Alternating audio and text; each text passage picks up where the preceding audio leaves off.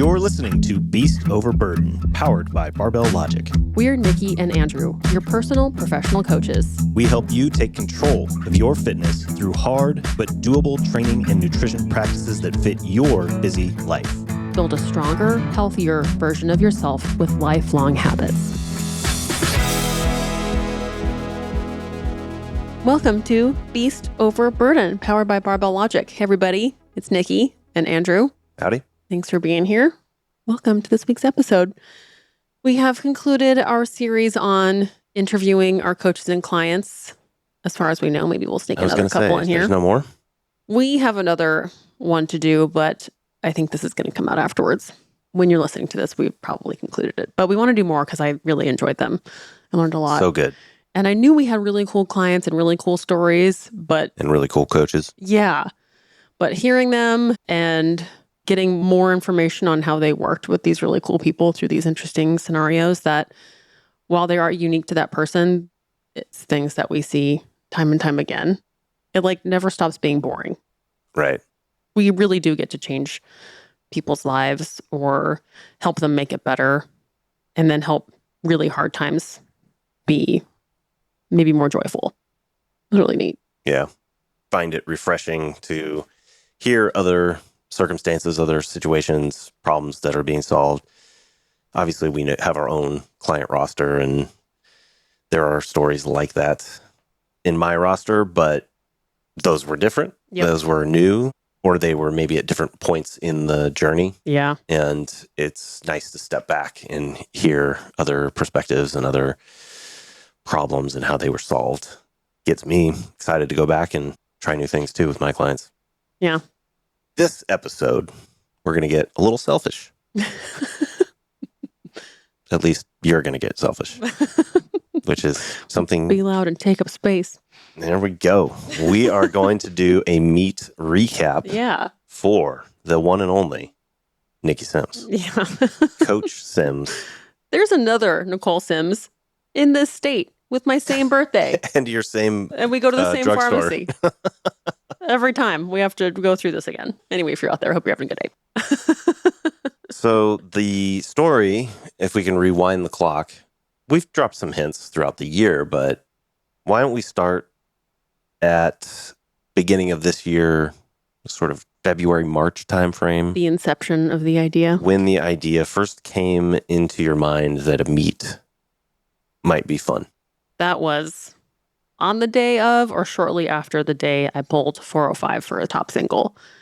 I think it was actually unplanned. My coach wasn't like, go pull 405. It was like, find a heavy single. Yeah. And I just kept going up in weight, and it just kept feeling good. Weren't you you were kind of in a deficit prepping I was prepping for my birthday trip. Birthday beach time. Yep. Yeah. So my nutrition was really dialed in. My body weight is probably pretty similar to where I am now. Yeah. So I wanted to kind of recreate those same circumstances when we got ready for this meet, but we'll get to that in a bit. But yeah, it was the first time I was like, oh, I still got some life on this deadlift. Yeah, 405. When was the last time you think you pulled 405? I think it was maybe in my gym in California many years ago. Like at least 4 years ago kind of time frame. I don't even know if I pulled maybe I pulled 405 like once after I pulled 430, I think. Yeah, I think Which was like more 6 years ago. Yeah, you definitely pulled 405 in 2020 when you were running up to try to pull 440. In fact, that was like a warm-up weight. Yeah. I think you pulled 405 for the Outlaw USSF competition. 395. Maybe. Yeah. But then I do think you were back over 400 in 2021, leading it up to the block party meet. You were pulling pretty dang heavy there because that was kind of... Oh, yeah. I was getting really excited about it. But then my back just kind of really set back in August of 2021. So it's been at least 3, almost 4 years since deadlifting heavy was really part of your... But those 405s were so few and far in between that I was like, oh, well, if it's here now, what does that mean? Maybe I can get some more out of it. On a random training day. Yeah. And unfortunately, 405 didn't happen again after that in February, but... Well, we'll get to that. Yeah. So it was February, and you're leading up to your 40th birthday, kind of a milestone. Yep. For many people. Some would say it was one for you as well. Yeah. So was it right then you were like, let's do a meet, or? I guess it was because my deadlift training kept going well that I had started to look into it. And fortunately, we train at this gym called Training Grounds where they host a lot of meets. And I searched, it was actually kind of hard to find a deadlift only meet that was going to be doable because we travel so much. But then one popped up on November 1st at Training Grounds, deadlift only on a deadlift bar. And I was like, oh man, that could be perfect on a weekend when we were in town. This was after we booked our trip to Hawaii. It was like the weekend after we got back or something, or like 10 days after we got back. Not ideal. Yeah. Not ideal. But it was going to be the only one that would work for, I don't even know how long until the next one would work. So it was just going to be like, okay, let's just do it. Let's sign up for that one. You had 7 months? Yeah, I told Jillian about it. My coach, sorry, I don't know exactly how many months, but it was a few. I know it was a few months for us to have enough time to, adjust my training, which it didn't really need that much adjusting. Yeah, what was the conversation like with Jillian when you proposed it?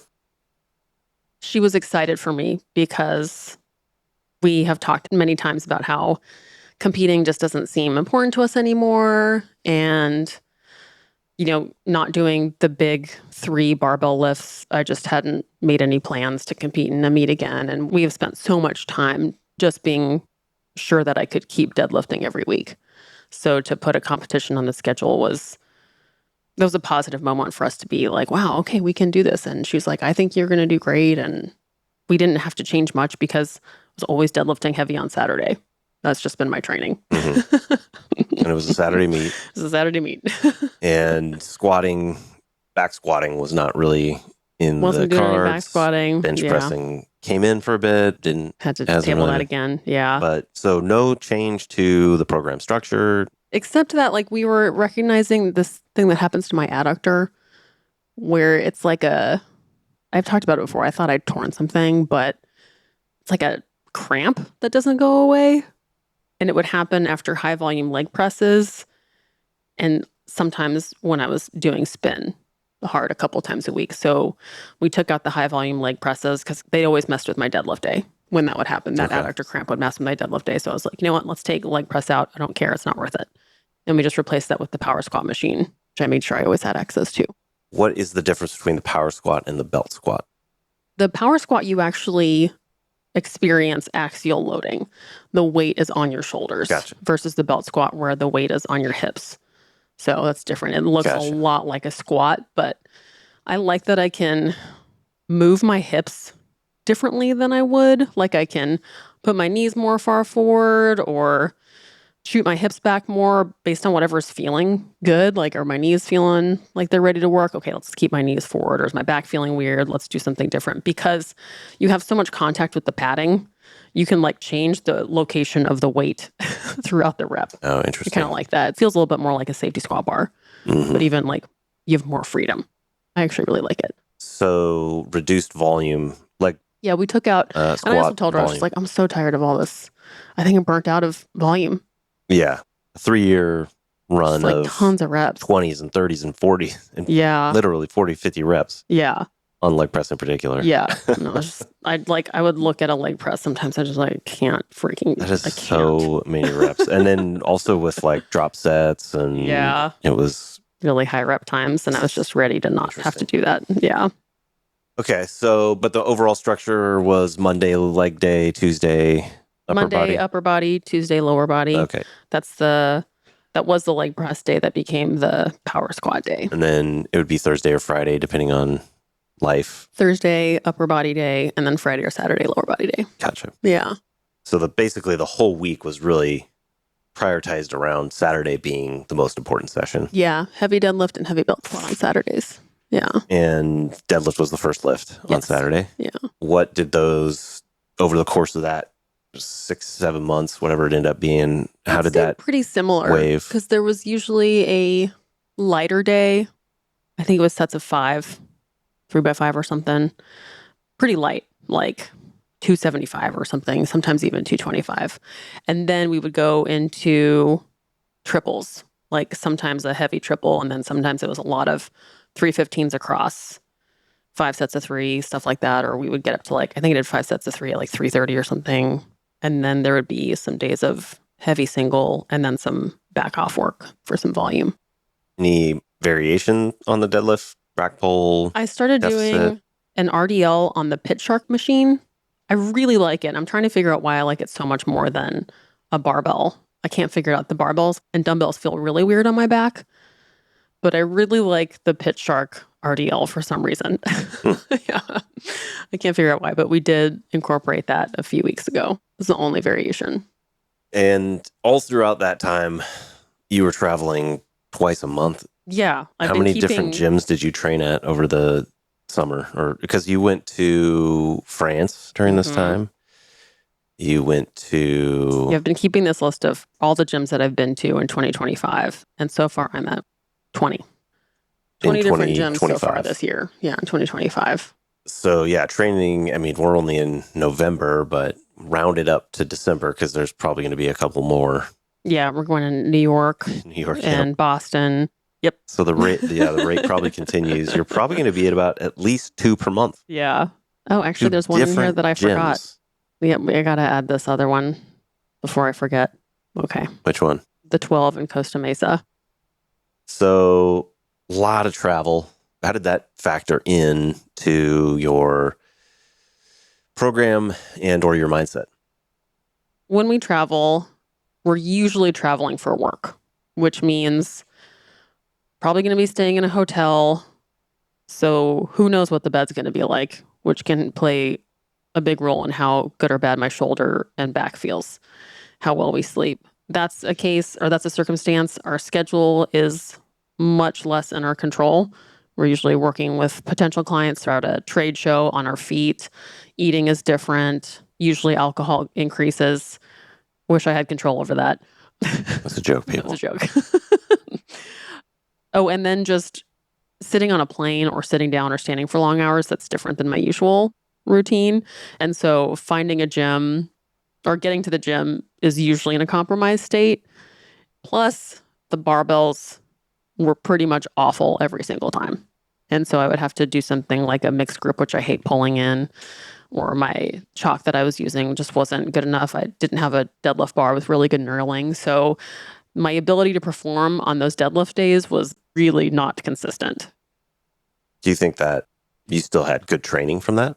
Yeah, we had good training. I think it was really the toughest, like the 4 weeks before the meet. Yeah. Yeah, unfortunately. And nutrition during that travel it was pretty manageable? Good. I knew I wanted to compete in the 75 kilo weight class because I'm so close to it. I wanted to just get into it by knocking down a couple pounds, and there were some state records that I could set. And I didn't think that it would affect my performance very much to just do some water manipulation.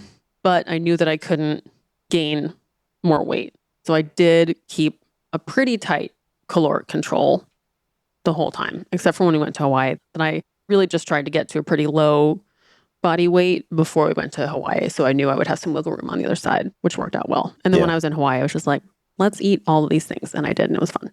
What was that one just sack of fried things that we got at the Irish pub? It was the name was like hot sack. Hot bag. It was a hot bag. I think it was the hot bag. Spice bag. We went to this Irish bar in Hawaii. Had a spice bag. The spice bag. Ridiculous. It was good. Both of us came back. I mean, I think it was because the steps were so high. Yeah. Man, our hotel's next to this great gym called Kauai Athletic Club. If you're ever there, it's awesome. Excellent gym. Yeah. Trained 3 times. Getting the week pass, trained 3 times there, plus a hotel gym sesh. So actually we did work out 4 times. Yeah. And averaged 12 or 13,000 steps. Yep. A day, which I think really helped because I was expecting to come back, at least 5 pounds heavier, but I wasn't. I think we were once the plane bloat washed out, it was trauma of flying. Pretty much back to normal weight, and you had like 2 pounds to quote unquote cut. Like the day after we got back, I stepped on the scale and I was like 170.4, and then I was able to just like flush out like 3 pounds of just travel bloat.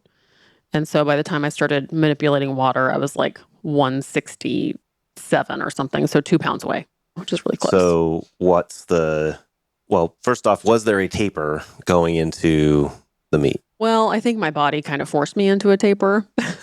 Like I got sick before Hawaii and I missed my deadlift day. I couldn't do my deadlift day and it was supposed to be a really big deadlift day. Like I thought that I messed up my back again. I remember. Oh, that's right. Like my back, something was happening with my back and I couldn't 2 days before we knew you were sick. Yeah. Right. Like I couldn't stand up. I was driving. I was in so much pain. We tried all the stuff to try and release it. But then it turned into headache. Then it turned into sore throat. Then it turned into congestion. It was just me getting sick. Yeah. But I missed a really important deadlift day. And then I was sick for like 3 or 4 days. Yeah. And then I got on a plane while I was still sick. I mean, I don't know if I was contagious. So funny being on this side of the meet because, I mean, I knew travel was sort of going to be a factor, but you get home and you got 10 days and then there's the meet and now it's almost a week later. And you kind of forget all the details, but you had so much adversity. Oh, man, so much adversity.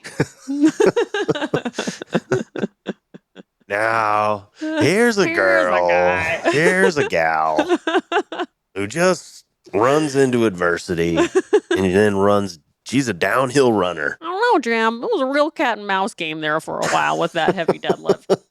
Hopefully there's some football fans out there that know who we're mocking right now or impersonating, but a lot of adversity gone into what was supposed to be the heaviest deadlift in 6 years. Yeah.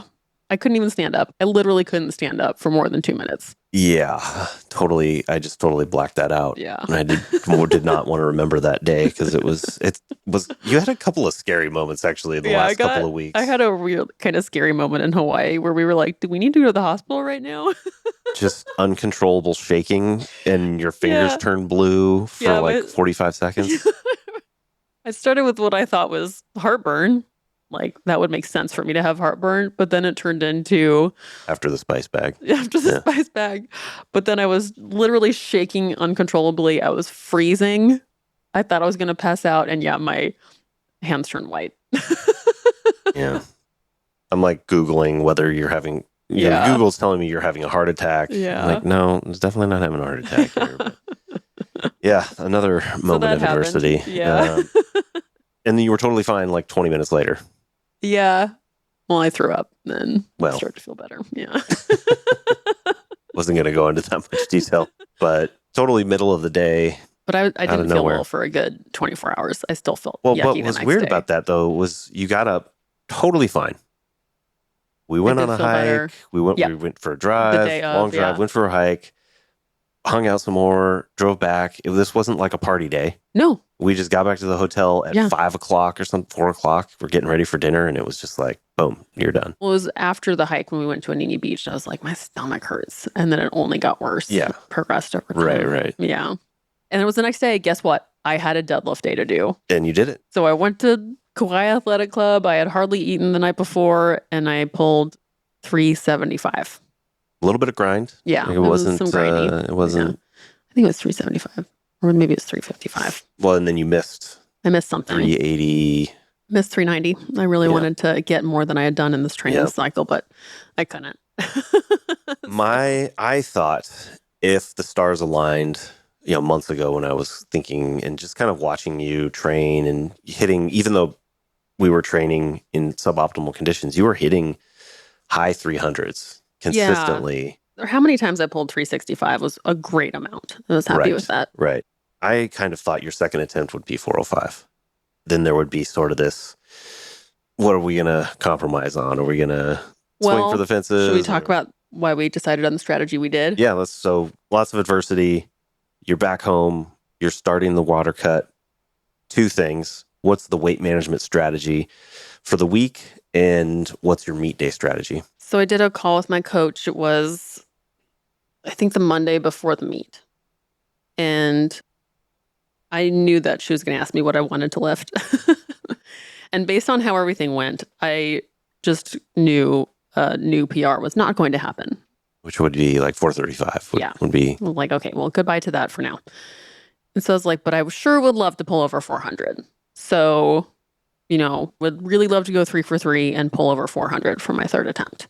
And I still would like to cut because I'm within 2 pounds of it. And she was like, okay, and then I'll send over a guideline on what to do for your diet to hit weight. And I think you should open at 363, pull your second attempt at 385, and then over 400 for your third attempt based on how you're feeling. And I thought that was good.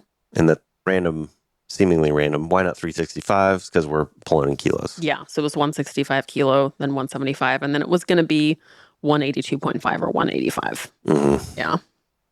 What is the detailed weight management plan? The weight management was pretty simple. It was not a crazy water cut like I've done before where I'm really trying to drink a lot of water and then flush it out.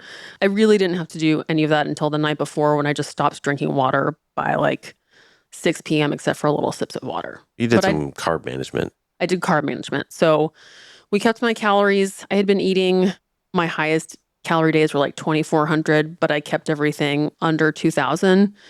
And then 2 days before the weigh-in, I started limiting my carbohydrates to 100 grams of carbs. And it was all real food, very limited dairy. I don't even know if I had any dairy on that day. So the foods I was eating were single ingredient and then types of food that didn't encourage my body to retain fluid. Watermelon, berries. We found out cherries potatoes. Are not berries. Cherries are not berries. Thanks, internet. I ate them anyway. Oops. Chicken, eggs, egg whites. And so my diet became really much higher in fat than I usually eat and much lower in carbs. Thursday, which was the day before the weigh-in, only 75 grams of carbs, which is really not very much for me. But I was getting, close to 100 grams of fat, also very different for me. And I was topping my calories out I actually had a hard time hitting my calories of 1,900 eating like that. So I was a little lighter on calories than I usually am. I was just drinking a lot of water, or as much as I wanted to, up until the night before the weigh-in.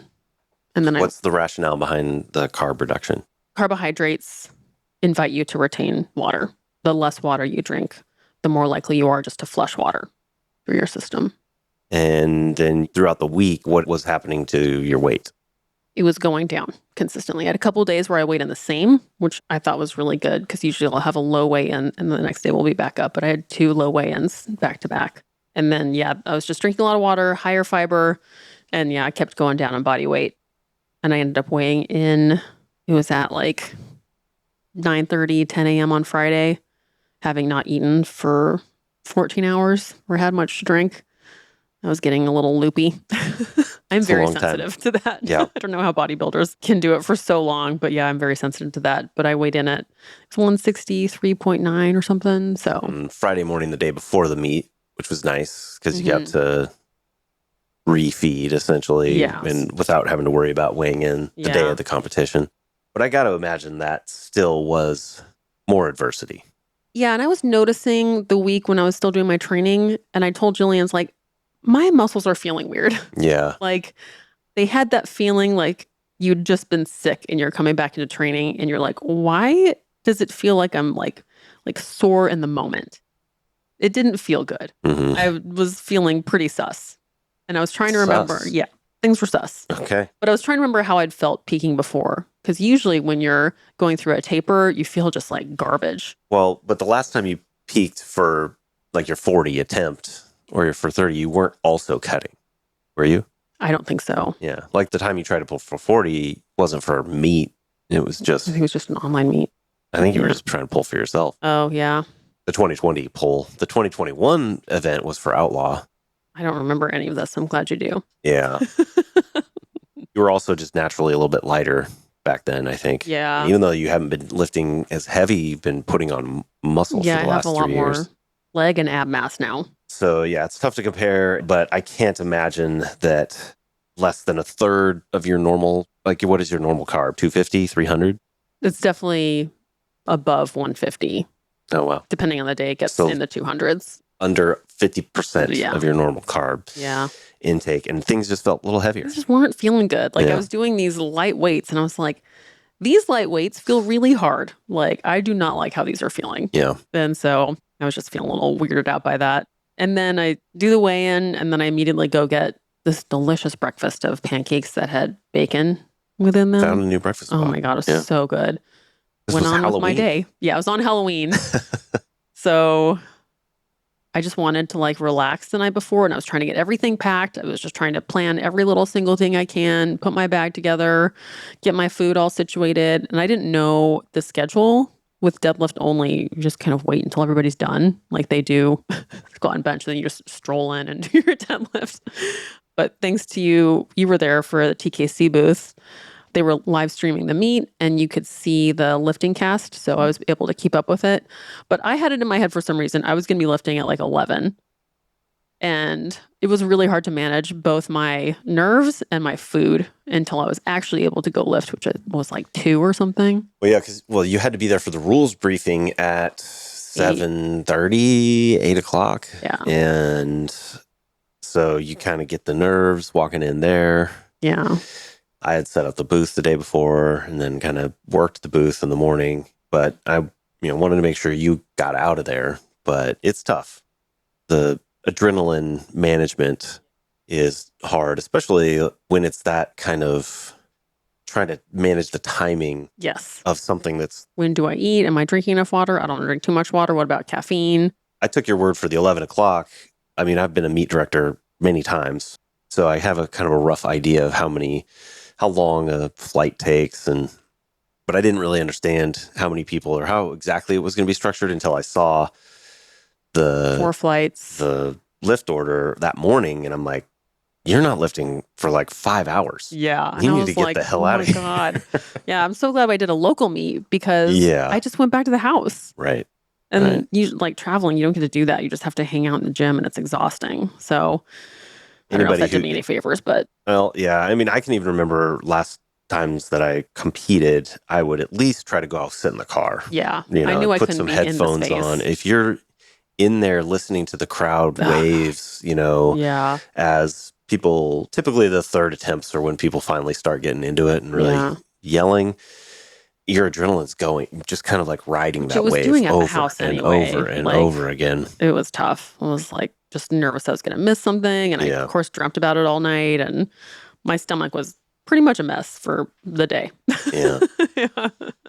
So you finally come in at the end of the bench second attempts of the 4th flight. So they had 4 flights of 10. 46 lifters. Some had 12. Yeah. It was like 10 to 12 per flight. And a couple of people bombing out or getting injured. There's always a little bit of cat and mouse game. Like exactly how many attempts are you out? And like a lot of this is dictated by how quickly the spotters and loaders move. Yep. Yeah. Yeah. Especially by the time you get to especially with the bench and the deadlifts, I should say.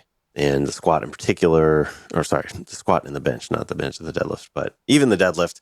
Well, as we experienced, also, how many people are going to be peeing on the platform becomes a factor. Gotta, take that into account. But we started warming up and you only had, there's all this preparation of like how much time, how early we're going to get there. Yeah. It's like your warm up really, you need like less than 10 minutes. Yeah, that's true. I needed more time to make sure I could go to the bathroom, take off my singlet, put my singlet back on, finish your Celsius. Yeah. Yeah. So you started warming up at the end of the second attempt of the 4th flight bench. And I tried to take over a bit there so that you didn't have to think about it. My thought was to give you about 5 minutes per rep once you had gotten the 70 kilo kind of warm up set, which is essentially empty bar out of the way. Yeah. And I was factoring, I timed it. They were running at about a minute per attempt for the bench. It was pretty fast. It was really nice to have someone doing this. I really recommend you have someone there for you who can handle this. The only thing that threw me off is they had the first 2 lifters of the bench flight either bombed out or got injured from the second attempt to the third. I thought we had 10 minutes of third attempts and it dropped suddenly to 8 minutes. So the other part that we were juggling was that 2 other lifters were using the same platform to warm up. Yeah. Which is another X factor when you're getting ready for a meet and you don't think of when you're trying to do your warm-ups is that you're trying to triangulate how fast is the platform moving and how are you going to divvy up the warm-ups while who knows how many other people are What fighting weights they're for gonna it. do. And then you don't want to like have conversations with people. We're all trying to be like in the zone. And other people taking weights. Like there was one moment where I was trying to nail your second to last warm-up, and the lady who was sharing the platform with you had one more rep to go, but she was doing this big song and dance routine, and she was trying to time her warm-up set perfectly and watching the clock. And I'm like, come on. We need to get yours. Because I wanted you to be able to get that one done. So we had 5 minutes to do the last at the beginning of the deadlift flight. Yeah. Because you were 10th on the deadlift order. So even once the deadlift started, we had 10 minutes. Yeah. And as she was doing her rigmarole, this other guy comes over and tries to grab the change plate that we needed for your second to last attempt. And he's, I didn't he's even like, see any of this going on. hey, Thank bro, you. do you mind if I just grab it? I'm like, yes, I do mind. I was just going to, no. Thank you so much. We're going to use this next. Go away. Oh, okay. So he had to go scamper across the gym to go find whatever it was. So that's funny. Thank you. Yeah, you were in the bathroom for most of that, or just coming back from it. So then she got hers, and then you got yours, your last one. And then the other piece that was another X factor is they're between the bench and the deadlift, they do a break. They claim it's a 10-minute break, but they didn't start the 10 minutes for a couple minutes, and they didn't get back from the break for a couple minutes. So it actually ended up turning into somewhere between a 15 and 20-minute break, which I was... That's tough. I'm trying to figure out how to, it's a cold room. I want to try to keep you warm, but I don't want you to do, worst case scenario, I would have had you do maybe a second last warm up. Yeah. But we pulled it off. I think that you hit your last warm up. It ended up being about 10 minutes between your last warm up and your first attempt, which is much longer than what I usually do. Yes. Yeah. Usually it's like 4 minutes. Yeah. I think that's okay in a meet situation. When you've got to wait, like there was no doubt you were going to hit your opener. And so really the opener becomes your last warm up. I think that's the way I generally think of them. But all that said, I think they ran the meet pretty well. The first attempt was confusing for me. Yeah, what's that? So I had been not in that environment all day. And then I went into that environment where it seemed like people like you had been there, you knew how things were going. And it's just like, okay, so now I warm up in this part of the gym. Now I go into this part of the gym. Right. So it's just like, it's like you're on a different bar and you're in a different space. And like, I hadn't done that in so long. Yeah, the warm-up rooms were bright lights, turned on, no music. I actually turned the music off. Oh, nice. Because the speaker was blown out. Oh. It was connected to the same music as the rest of the gym, but they couldn't hear it. But all you could hear was the speaker just... Yeah, so it's just like, it's like putting on a different pair of shoes. It's just like, so that was weird to get used to. The lifting room was pitch black. Yeah. And then every other meet I've been in, the announcer would say, who's next? Like, all right, so-and-so on the bar now, this person's next, this person on deck. And I didn't hear any of that. On deck and in the hole. Thank you. On deck and in the hole. Yeah. That was not happening. Right. And I was like looking over at you. The board was too far away from where I was supposed to be standing to be ready. I was showing you numbers. But it was like, that was helpful. But I was also waiting to hear that. And they didn't even say my name. Right. So I walked out there and I was like, am I supposed to be here right now? Like, is this me? Like, they didn't even say my name to be on the platform. Yeah. I just was glad that I was standing there when they said bars loaded. Yeah. And so that was like super confusing for me. The opener, I was just like, well, that didn't feel as fast as I needed it to feel. And I just kind of knew right then, like, okay. The rest is just going to be what it is. Yeah, that was 363. Yeah. Or 165. 165. Yeah. Yeah. Yeah. So did that. And then you got to calm back down, and the lifting order can change based on people's second attempts. And then on the second attempt, so I got these ammonia sniffer things. They were like, all right, platform ready for Nicole Sims. Did my ammonia thing. And then they're like, wait. Yeah. This is so brutal. OMG. That was so not fun. That was not good. They were just kept me waiting. I didn't know what was happening. That's and then they were pouring chalk on the platform. I think the person before you. Yeah. Which I'm not mad at. Like, I've done that before. I'm not like mad at anybody. I'm not judging that. I'm judging the way they handled it. Communication was poor. Yeah. Yeah.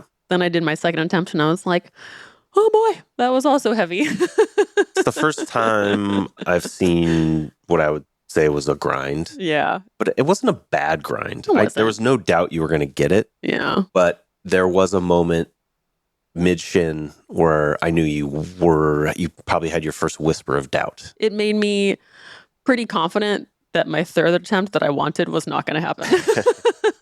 Yeah. I could tell it was just one of those moments that you had to keep pulling, like we've talked about the 5-second pull. Yeah. It wasn't the kind of pull where you would pull for 10 seconds and just set it back down. You would get through it, but it was like, it was not a continuous bar speed. And like, I've had lots of deadlift training days where I think I've used this analogy before. The dimmer can't go on to full. Mm-hmm. We're not getting to 100% on the dimmer. And it was definitely one of those days where I couldn't get into my groove. Yeah. I couldn't get into my music. Like, nothing felt like it was completely on. And I just knew it was that day. What are you going to do? But I wanted to hit 400, and I'm glad we ended with an attempt at 400. 182. Yeah, kilos. They were able to do off the 0.5s because it was a state record attempt. I'm glad I tried it. I was out there. I was ready to give it my all, even though I knew things weren't at 100%. I was like, I'm still going to go out there. But yeah, didn't. Broke it off the floor. Yeah. And then my hips just went totally up, and Yeah. Anyway, then I came off platform and cried and shook out my emotions, and then we were just ready to get the hoot out of there. Yes, we were. But then we couldn't because we waited for the awards, and I waited for my solo award. Yeah, you were number one of one in 2 categories. Yeah. But I have to say this. There were a lot of, like, I was lifting in a flight of mostly women. There are a lot of women in the room, and I think most of them were younger than me, with the exception of a couple people who were older than me. And I don't know, something made me just feel really proud of where I am. Like, proud of being a strong 40-year-old. I just felt like a moment of being proud. I felt proud to be who I was right then. Like, usually I'll just scoff at myself for being 40 and being like, oh, I'm a 40. Like, I throw that around. But I just felt really proud to be strong and to be really proud of my body. And I feel like I got to set an example for other women who were there. And I was also inspired by all the other people who were there. And so to come back, and while I definitely had a few moments of being sad, I shook it off so fast. And I just felt really happy. Like, I showed up there. It was important to me, and I felt the importance of it. I wasn't devastated at the end of it, even though I didn't get what I wanted. I was really excited that Clara was there. You helped me through it so much. And so it was still like a really cool moment for me. And yeah, it's just fun to be like, this was neat. And I'm like really glad about where I am. Where like, sometimes you just feel like you're trying to get back to how you looked or how you think you looked when you were in your 20s or 30s. And I was like, that's okay. Like, this might be my best. And that's really cool. Yeah, it was very cool to see. And it was definitely fun to hear how excited Clara was to see you compete, and how inspiring I think it was for her. She was very excited to have the opportunity to watch you. And yeah, I loved my outfit. I got to wear my really cool shoes. People loved the shoes, that's for sure. That was awesome. Yeah. And then we went, like, for days. I was like, where are we going to go celebrate after? And then it was so funny. We went to our favorite places here in Bellingham called Structures, and it was all we could do to get through a beer and finish our burgers. Yeah, we were the adrenaline crash. Tired. Oh my God, we had to go home immediately. World Series was on. Oh, and we got to watch that. Yeah, it was so fun. That was one of the best Game 7s ever.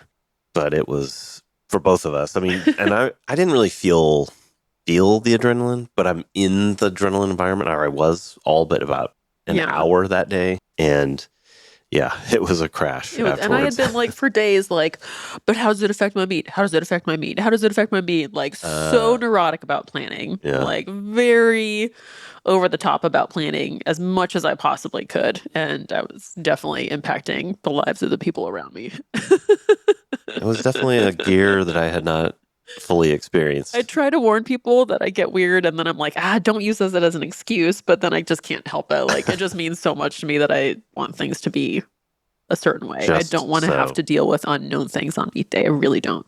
But I need to be ready for that. I need to work that wiggle room in. There will always be, and it's worth the effort to control the things you can. Yeah. So I definitely respected that. I appreciated that it was a challenging, stressful environment. Yeah. But yeah, it was cool to see and be part of.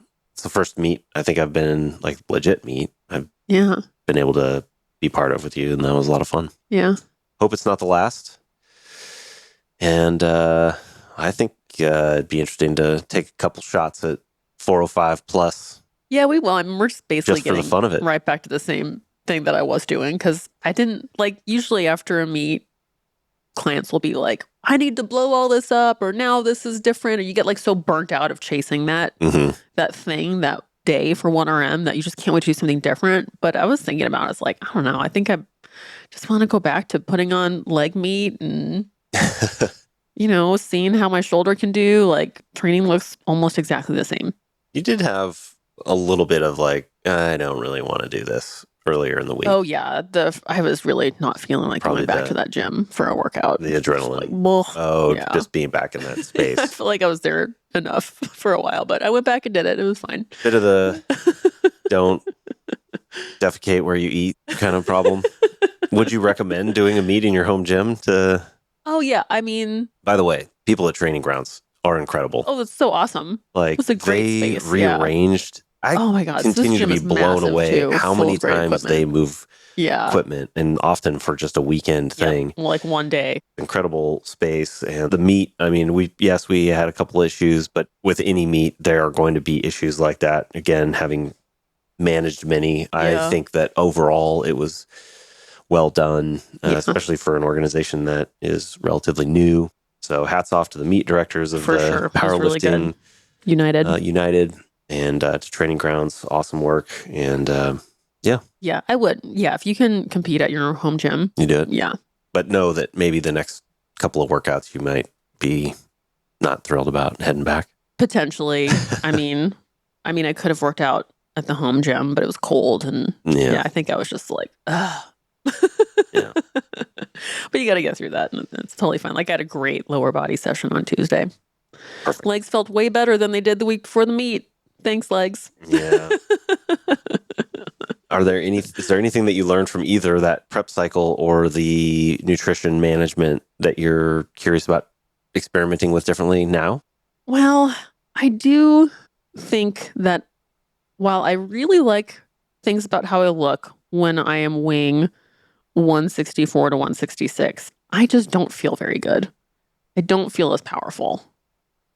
And I'm not usually at that weight for very long. So it's like little blips like at the month or based on how much water I've had. But I think I just feel really good when I'm in like the 167 to 169 with my training, depending on where those calories are coming from. So I might just actually not try to get into the 75 kilogram next time. Heck, maybe I can set the 82.5 women's deadlift only masters 40 to 44 next time.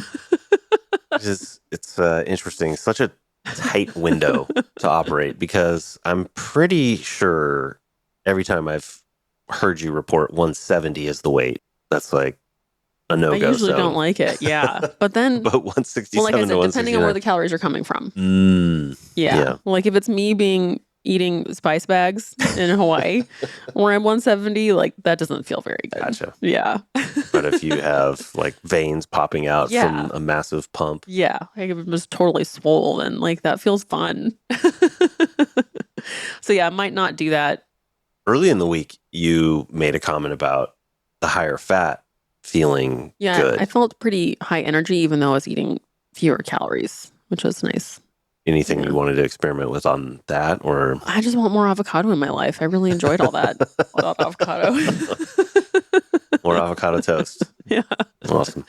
And then, try not to get sick before my deadlift meet next time. Yeah. Yeah. Which I really don't get sick that often. You don't? Yeah. It's too bad.